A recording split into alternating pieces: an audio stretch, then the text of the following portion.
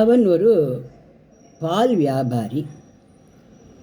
அவன் சீதா அப்படின்னு பேர் உள்ள ஒரு பசுமாடு வச்சுருந்தான். அதிகாலையில் 4 மணிக்கெல்லாம் எழுந்துடுவான்.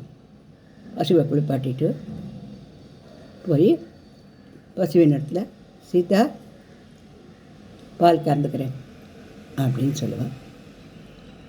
உழைச்ச பசு கொஞ்சம் காலை உதச்சிதுன்னா கூட, சீதா மன்னிச்சுக்கோ, சீதா நீங்க பால் கொடு, சீதா கொஞ்சம் பொறுமை இருக்கியா, சீதா எனக்கு பால் கொடு, நான் இதை வச்சு தான் நான் வியாபாரம் பண்ணணும் அப்படின்னுலாம் சொல்லிட்டு இருப்பான்.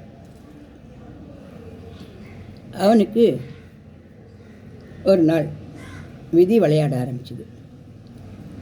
அந்த விதி என்ன சொல்லுதுன்னா, இன்றைக்கி இவனுக்கு ஒரு ஆக்சிடெண்ட் ஆகி இனிமேல் இவன் படுக்கையாக இருக்கணும் அப்படிங்கிறது இவனுடைய தலை விதி அப்படின்னு சொல்லிட்டு.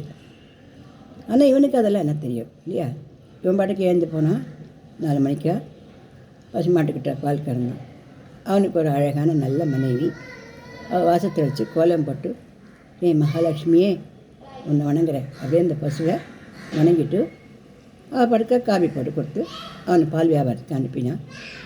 போகச்ச ஒரு பெரிய மரக்களை, அதுலேருந்து ஒரு பெரிய மரக்களை நல்லா உடஞ்சி கரெக்டாக அவன் கழுத்துக்கு நேராக வந்தது.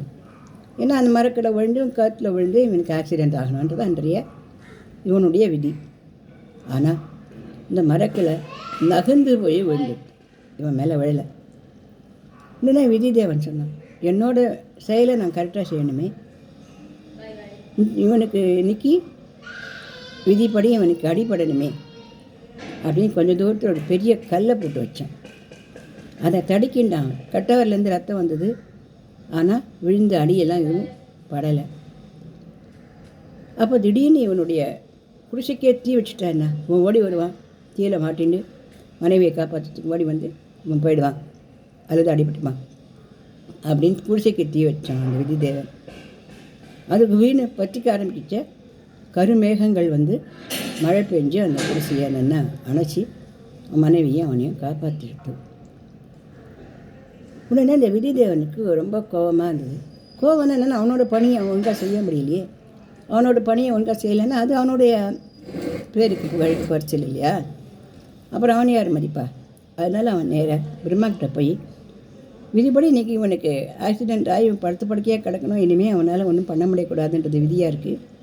அப்படி இருக்கும் பொழுது நான் 3 தடவை ட்ரை பண்ணேன். 1 மரக்கலை, 2 கல், 3 குடிசை எரியறது. எதுனாலும் அவனுக்கு எந்த ஆபத்துமே வரலையே. இப்படி இருந்தால் என்னுடைய வேலையை நான் எப்படி செய்யறது அப்படின்னு இந்த விதி தேவன் கேட்டான். என்ன ஒன்றும் புரியலையே அப்படின்னு சொல்லிட்டு எல்லாருமா சேர்ந்து, பிரம்மா, நாரதர் எல்லாருமா சேர்ந்து அந்த பரந்தாமன் கிட்ட, அந்த வைகுண்டவாசியான அந்த பரம்பொருள்கிட்ட போனான்.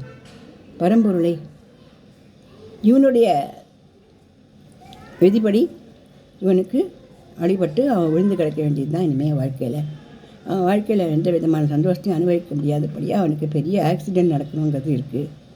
அதுபடி நான் 3 தடவை ட்ரை பண்ணி அவனுக்கு ஒன்றுமே நடக்கலையே ஏன் அப்படின்னு கேட்கும் பொழுது, அந்த பரம்பொருளான ஸ்ரீராமர் பக்கத்தில் சீதாதேவி உட்கார்ந்துருந்தான்.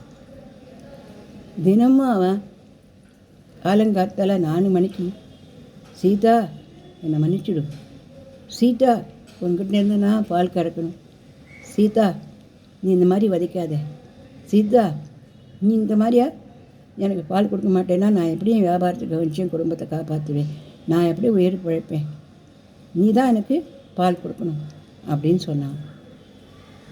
அவன் மாட்டு தானே சொன்னான். அப்படின்னு மாட்டை சொன்னாலும் யாரை சொன்னாலும் அவன் சொன்னது என்னோட பேரை, சீதா சீதா சீதா. சீதா அப்படிங்கிறது ஸ்ரீராமருடைய பத்னியான நான் தான். நான் அப்போல்லாம் ராமர்கிட்ட சொல்லுவேன், அவனுக்கு எந்த வித ஆபத்து வராத அவனை நீங்கள் காப்பாற்றணும், விதிப்படி அவனுக்கு கஷ்டம் வரதான்னா கூட அது விலகி போகணும்னு சொல்லுவேன் அப்படின்னு அந்த தாயார் சிரித்தா. ராமனும் ஆமாம், விடியற் காலையில் எழுந்து நல்ல வார்த்தைகளை சொல்லி அந்த பரந்தாமனுடைய நாமங்களை சொன்னவனா நமக்கு விதிப்படி கஷ்டங்கள் வரணும்னு இருந்தால் கூட அது எல்லாமே விலகி போய் சந்தோஷமான வாழ்க்கையை நம்ம வாழணும் அப்படிங்கிறது தான் உண்மையிலும் உண்மை. சத்தியம் சத்தியம் புனர்சத்தியம் உதிருத்த முச்சத்தே வேதா சாஸ்திரம் பரம் நாஸ்தி நதெய்வம் கேசவாத் பரம் அச்சுதானந்த கோவிந்த நாமோச்சாரண பேஷஜாத் நஷ்யந்தி சகலாரோகாத் சத்தியம் சத்தியம் வதாமிகம். அச்சுதா அனந்தா கோவிந்தா அப்படிங்கிற நாமங்கள் விஷ்ணு சகஸ்ரநாமம். விஷ்ணு சகஸ்ரநாமம் சொல்லும் இடங்களில் எந்த பாதகங்களும் யாருக்குமே வராது. அவரோட குல வழக்கங்களின்படி அவருடைய தெய்வங்களை வழங்கும் பொழுது அந்த தெய்வத்துடைய அனுகிரகத்தினால எப்பேற்பட்ட விதியையும் வெல்லலாம் அப்படிங்கிறத நம்ம இந்த கதையிலேருந்து தெரிஞ்சுக்கலாமா? நன்றி, வணக்கம். இது பிடிச்சிருந்ததுனாக்கா சப்ஸ்கிரைப் பண்ணுங்கள், லைக் பண்ணுங்கள். நன்றி, வணக்கம்.